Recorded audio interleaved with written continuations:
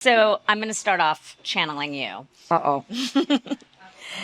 For the marketers in this room, how will they think about their jobs differently if they take to heart everything you're about to tell us today?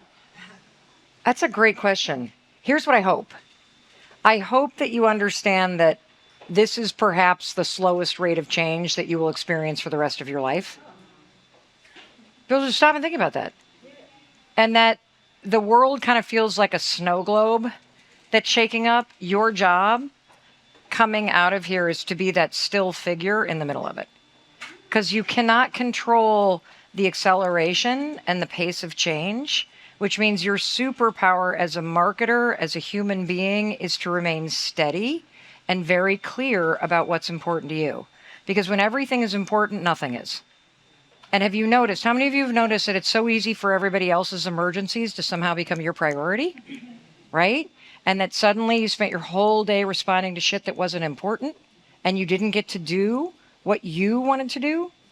Well, getting clear about what matters to you and learning how to have boundaries in a very overwhelming moment of time, which is not going to get any less overwhelming, is a skill, and it will help you do better work. It will help you connect more deeply with your family. It will help you leverage the genius and the skill and the talent that you have inside of you. And so that's what I hope you take away from this ability to understand that despite everything happening out there, you can still find strength in here, and you need it. Because every time you get rattled, it impacts your ability to use this part of your brain, which you need. That's very interesting. So, with that in mind, I think you told me you spend 100 hours per episode. Yes. Can you take us through what your process is and Yes. like how you choose topics? Like, is it how much of it is data versus gut? Super interesting question. So first of all, I think about my business in 3 pillars, and I use this model to make every single business decision. And you're about to discover I'm crazy intentional and strategic and obsessive about everything. So we do not just roll up to a mic, tape a conversation, and allow you to eavesdrop. We do something very different. First of all, the 3 pillars are you, one, many. And so let's start with you. In order to build anything, it starts with you. Do you know who you are? Do you know what you value? And can you answer the 2 famous marketing questions of all time from Mr. Seth Godin? Who's it for? What's it for? It starts with you defining why you're doing something, who it's for, and what it's for. So I'm very clear about what I'm doing. I'm trying to make an impact. I'm trying to encourage people during a very discouraging time. I'm trying to give people free resources that are relevant and useful in a normal person's life. Who is the Mel Robbins podcast or the books or the social for? It's for the person standing in front of me at the grocery store. That's who it's for. It's for a teacher, a nurse, a firefighter, a person working a full-time job, a kid graduating from college in a really tough job market, somebody who wants to do better and feel better, but they just are overwhelmed right now and they're looking for resources and looking for encouragement. That's who my work is for, because guess what? The person you are best equipped to serve is the person you used to be. And I am that person. I'm standing in front of you in the grocery store line. I want to go on a walk with you and talk and share way too much shit about our families. Let's and then go. get you to like your 934 advice. You have to ask her about her tattoo. It is the most insane story. She has to write a book about this. It is unbelievable. It's a tool that I'm now going to use because we can all learn from each other. So that's the you part. If you're not clear about who it's for, what it's for, and why you're doing it, you will not build something that's meaningful to you. Now let's go to the second part, which is you. Who are you, or which is one. All businesses are not many. All businesses are not everyone. Everyone's so obsessed about virality. Virality cultural moments start with one person. And it's so easy in today's world and when you're marketing to lose sight that it all begins with one person. How do you want to make one person feel? What problem are you trying to solve for one person? And if you can help one person or entertain one person or inspire one person, which is why I want you to write this book, because I love the 934 thing, because that'll inspire one person. But then guess what happens when you do that for one person? If you do that for one person, this is the oldest rule in the book about marketing, right? That they then recommend it to somebody. That's the many part. But you don't get to many without truly serving one. See, moms are the gateway drug to the Mel Robbins podcast. Because once we feel encouraged, we've been dropping that link in the family group chat. We are telling you that you need to listen to this thing. And then guess what? When my son listens to something and he's like, oh God, this guy on the ultimate team needs to hear this. And then he's sharing it with his aunt. It might surprise a lot of you to know that 50% of the 11 million listeners that we have every week in 194 countries have never heard my podcast before. Wow. That's the most important statistic and the statistic I'm most proud of, because that shows that we're not just relevant. It shows we're useful. Useful enough to be recommended. See, stop and think about the fact that, this is a self-help podcast. Like we don't get celebrity lift. We don't get lift from the news cycle. We don't get lift from pop culture. We have to earn every single share and play push that we get by being useful. And that comes back to the you, the one, to the many. Now, you asked about 100 hours. Sometimes it's more. And the reason why it's 100 hours is because we construct our podcast not as a conversation that you're going to eavesdrop on. We construct our podcast as first, okay, let's see, you're right here, like this, okay. So let's just say that you have a sister who is struggling with anxiety, okay? So the podcast starts with you and I going on a walk. That's the premise, a walk with a friend. And when you're going on a walk with a friend, you chit-chat about what's going on. And there are going to be days where you have gone through something and you can help me. There are days where I've gone through something and I can help you. And then there are those days where on your walk, we're both fucked because neither one of us knows what to do. And then I'm like, hold on, wait a minute. That's Rebecca's house and she has a ton of information on this stuff. So knock, knock, knock. We then invite somebody else and they're walking with us. So the whole show is designed to serve one person. Every business decision we make is in service of that person. So back to the 100 hours. You do not get on our podcast unless you can be worthy of an hour of a teacher's time, a nurse's time, a small business owner's time, somebody who has no time, but is going to wake up and make time to listen to something that's encouraging and that might help them feel better and do better. And so when we prepare, we do so much sentiment analysis. We do polls online. We are looking at our inbox. We're looking at our 40 million followers, and we're seeing exactly where people are. And then we're looking for category experts that are not promoting a book, but are there because they're doing very interesting research, or maybe they have a super interesting personal story to tell, or they are talking about something that could be relevant to somebody's life, and they're a good talker. Because you know that it's very difficult to learn if somebody can't actually express themselves. So then we read all the books, we pull all the research. There is a required pre-interview that typically lasts 2 hours that with the expert that is required to be on when you are going to be on our show. Sometimes there's And that's not even recorded. That's before you're even recording. Oh yeah, we don't record that. We do an otter. We run an otter on that thing, but we don't record it. You just want to see they can speak. And well, what we want to do is kind of tease out more stuff. But before we get to the pre-interview, everybody, we have done so much research, not about necessarily their work, but we've looked at MRMs on YouTube because that's an incredible focus group where people stop and they go back. It shows you where people are trying to process information. We look at GEO search to see how people are searching for these topics. We then look at all the other interviews where somebody may have gone on other podcasts or TV shows in order to see what were the things that stuck, what were the things that weren't. Because again, it's not about them. It's not about promoting a book. It's not about trying to get a press hit. It's about being of service to somebody else and taking somebody else's story or work and shining a huge spotlight on it, but in a way that makes it relevant to a normal person's life. And when I think about relevant, I think about diversity of age. I think about different stages of life. I think about, is it sticky? Is it simple? Can you remember something that you can share? Are there stories? Are there visual examples? And so by the time the person walks into our studios in downtown Boston, we've already put 30 to 50 hours in. We've reversed engineered the questions, not from some PR agency. And that's not meant to be a slight. It's to say that we're trying to engineer a conversation for impact. And when you know what people are searching for, then you can reverse engineer the questions and set up your experts or set up the person you're talking to so that they can show up and teach and they can show up and shine. And so then when they get to the studios, we have a whole read-in process where we remind people this isn't a test. It's not a got you. You can't fail because we're not going to allow you to fail. You should have your notes. If you want to stop and take a look and center yourself, we'll just cut that out. If you want to say it again, you can. A lot of our interviews are 3 or 4 hours long. And then when they leave, now another 50 hours goes in because a lot of people don't know we do a different episode for audio than we do for video. Why? Because I am in service of one person.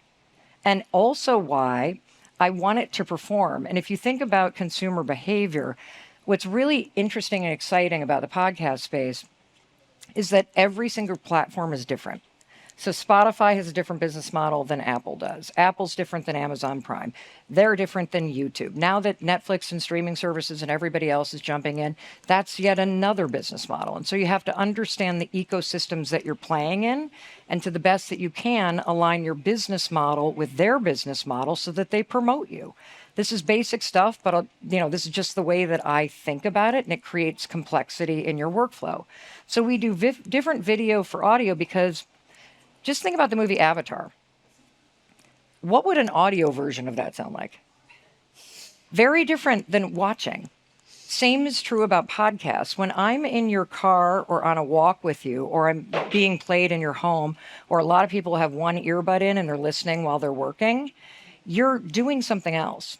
So we know that our listeners love a long lead in. We know that they want to be welcome in like Mr. Rogers. They know that we want breadcrumbing. We also know that they want a lot of recapping because if you get out of your car to run into the grocery store and you come back, just like a walk with a friend, we want to slow down so you can catch up and we put our arm around you. Video, people hate that stuff. Hate it. Like if I do a long welcome in on video, people drop off immediately. And you guys know this from television that you got to run a trailer. The trailer needs to be short. But if we run a trailer on audio, people drop off. Now, here's some other decisions we make. We don't number our podcasts for a strategic reason because of shares. If I want everybody to feel welcomed in, if they get a link in a text and they hit play because they trust somebody else, I don't want them to see episode 421. I want them to feel welcomed in like they're here and they're part of it. It's also why we haven't named our audience, because I don't want people to feel like they're on the outside of some club they don't understand. This is for one person at a time and for everyone. And it's also why I always say you. I don't use the word everyone. I don't talk about we unless I'm talking about the person who may be listening, who I actually acknowledge. And another interesting thing that we do is that in the read-in, we explain to the folks that are there, this isn't you and me. There's a third person here. And we have 2 cameras and a chair to represent the triangle, that there is a third person here, because we want the tone to be that we're here for you and we want you to feel that. So after the person leaves, we've got 3 separate workflows. You have the video podcast workflow, which is going to get very, very complicated now that everybody's rushing to video because we're an audio first production. We have an audio first approach to the way that we do things. Then we have an audio track, which usually gets 3 or 4 different listen backs. And then we have a short form syndication track and all the expert packages and all the thought leadership, and some cases PR. We do a lot of collaborative social media with Mass General Brigham and MIT and Harvard Business School. And so those are separate work tracks that get us to a finished long form episode. And then another interesting fact, our executive producer is here, Tracy. We've worked together for 10 years. We dynamically program. So we will not guarantee anybody a release date. We may have, I don't know, 15 or 20 episodes on a shelf, but we maniacally look at where people are in the world. There is no way a productivity episode, no matter how good it is, would work right now. And so kind of understanding where people are at based on sentiment analysis and based on response to episodes is how we make decisions about what's going to come out Monday, what's going to come out Thursday, and beyond that, we're not quite sure. One other big thing that I'm going to invite you to steal that we do that's really important is I love data. And it's really important what data you pay attention to because the data that you look at drives your decisions. And I do not have the back end to our downloads because if I looked at that every day, I would be screwed because I would start to look at performance versus substance and impact. And once a week, I'll turn to Tracy and to my COO, Christine. I'll be like, are we still doing okay? Is it like the podcast still doing it? And they're like, oh, yeah, it's doing okay. Here's the data I look at. I have an employee whose entire job, check this out, is Tracy, will you pull this up on my phone? It's called the impact email. This person's job is and it's not a community management job, like this is their job. Every day they look at all the public comments globally and they screenshot comments from around the world related to episodes and things that we're doing. And it's not comments like, I love you, Mel. I know this is tiny, but it's substantive comments. I'm a 911 dispatcher, and I'm probably not your core audience, but my wife sent it to me, and I've discovered this. And the reason why I do this, and it goes out 5 days a week, not only to our 50 employees, but every freelancer and every brand partner and every agency that we work with, is I want our team to never forget that there is a single human being that is at the end of every single piece of content that we do. And that is the person that we're showing up for. So that's the only data that I really pay attention to. And it goes back to the you, who's it for, what's it for? The one, what do you want to do with that one person and how do you want to make them feel? And that leads to the many. So I'm just interested in that data point, so I want to stick on that for a second because a lot of the people in this room are being held to data like, wait, but no one looked at this, no one read this, the ratings are down or whatever it is. So what do we say to our bosses when they're on top of us about that? Let them. I would get very clear for yourself. Like I'd go back to those 3 pillars because if it's not working, one of those is foggy. Right. Because again, like there's this other thing that's trending right now, and this is one of the plagues of modern times. One is that if everything's important, nothing is. And the other thing is if you have to work on everything, you end up doing nothing. 100%. And another big plague that we have is that we spend too much time consuming and not enough time creating.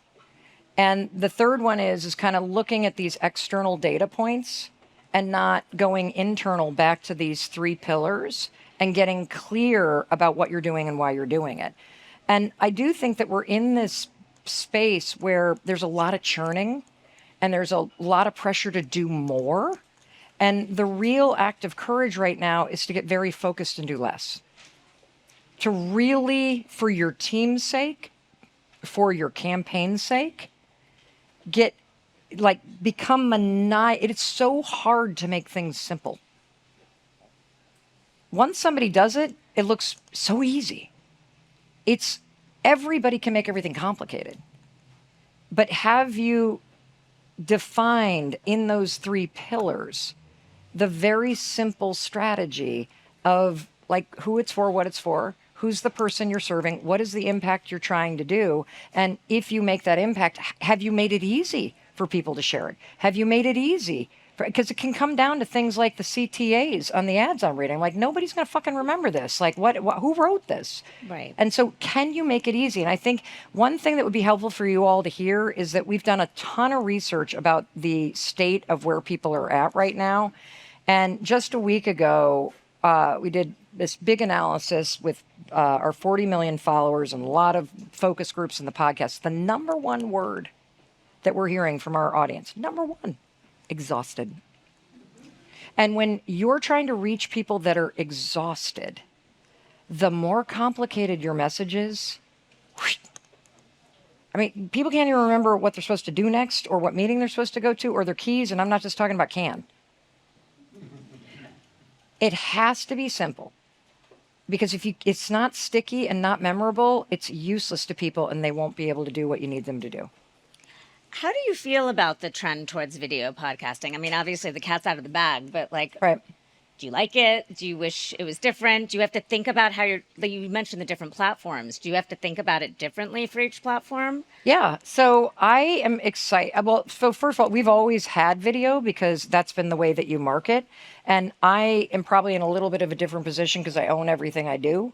And so I'm in control of everything that I That's do. an important part. And we have an amazing partner with SiriusXM in terms of them doing their ad sales, but it's becoming very complicated because if you play in ecosystems where you want promotion, the things that get promotion or tend to be owned by the ecosystem or they're aligned with their business model. And so for us, video has always been a thing that was on YouTube and it was its own thing. And it was also something that we would utilize for short-term syndication in terms of awareness. And we don't have a business model where we monetize or do a lot of brand partnerships on social. And it's been a really good thing because it's why we have so much trust. And we've built out more channels in order to be able to do more brand partnerships on social. But when it comes to video, what gets very challenging is right now there's this nuance where in order to have video on Spotify, you've got to use their uploading software called Megaphone. And that means that it overrides all of the dynamically inserted ads on Simplecast. I can't do that. So until this gets sorted out, which it will, it's a problem because I am no longer aligned with the video strategy and I'm not putting video up there. And so that's why there are two different ranking systems on Spotify. There's top, which are almost all video, and then there's trending, which are big shows, a lot of which are not video. And so until that gets sorted out, like for somebody like me, I get pissed because like I want to compete, right? And same thing with Apple. Apple's rolling it out too, and we have great partnerships with Jordan and the team at Spotify, and great partnerships with Jake's team over at Apple. We have great partnerships at Amazon, and that's a very important thing: is to understand we're not competitive with anybody. I want to show up and be able to compete the best that I can, and so I think it's very exciting, though, and here's why. If I were to ask most chief marketing and brand officers last year, hey, talk to me about your budget in terms of where your media spend is. If I were to bring up podcasting, you probably would have been like, oh, you mean radio?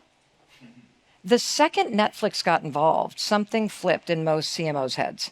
Yeah. That went, oh, wait, television?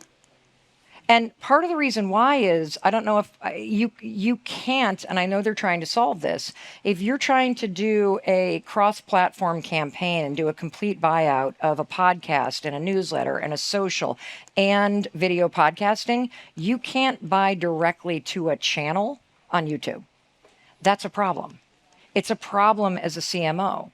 And what I find to be very exciting, because I'm excited about bigger partnerships. I'm excited about being not only useful to the people that are listening, but I'm able to keep my show free because of our amazing brand partnerships. I wouldn't be able to do what I do without the people in this room.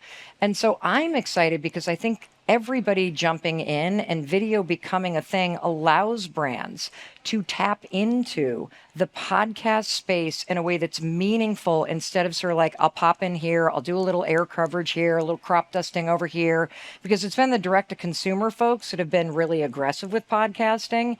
But when you look at larger brands, and I just kind of look at the CTAs that you have and the campaigns that you're running as I think about this, it's way more general. And so I'm excited because I think you can do much more strategic campaigns. And this kind of ties back to something else about me. So 16 years ago, some of you know this story, my husband and I were facing financial ruin. We had $800,000 in debt, liens in the house. My buddy Paul Wilmington and I have been friends for 30 years. He knew all about this time. We'd be vacationing and at his house because I couldn't pay for it, and I'd be crying about it. The first job I got was $25 an hour, Saturday morning call-in radio show. And the first advertiser I got was Dr. Ronkin, Dream Smile Dental. Shout out, Dr. Ronkin, Canton, Massachusetts.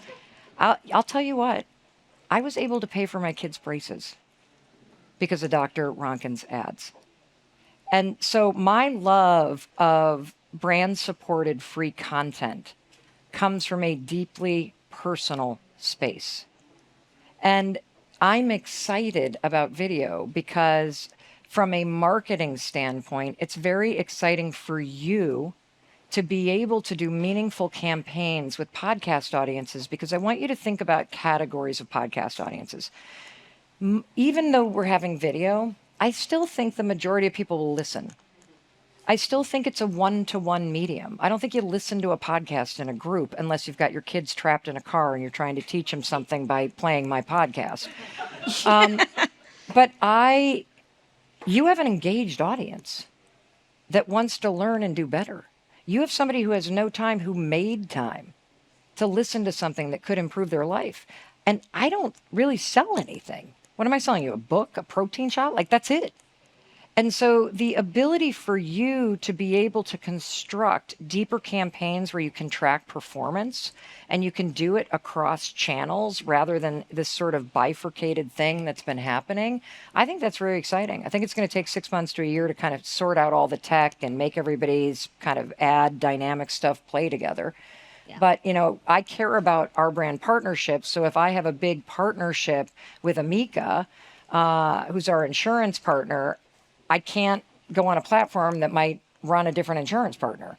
And that's just where we're at right now. But I'm super excited for what's about to happen when they sort it all out. Yeah, absolutely.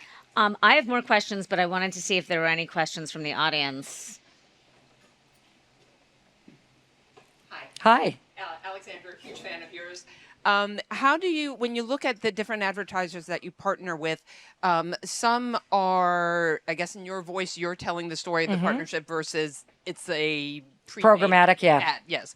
How do you feel about the difference of the two? I mean, I'm sure there's an impact in terms of the efficiency and the effectiveness, but do you prefer when they fully integrate and use I them? prefer fully integrated because, trust is a key cornerstone in what we're doing. And this is why I want deeper relationships, because when I am recommending something, it's an endorsement.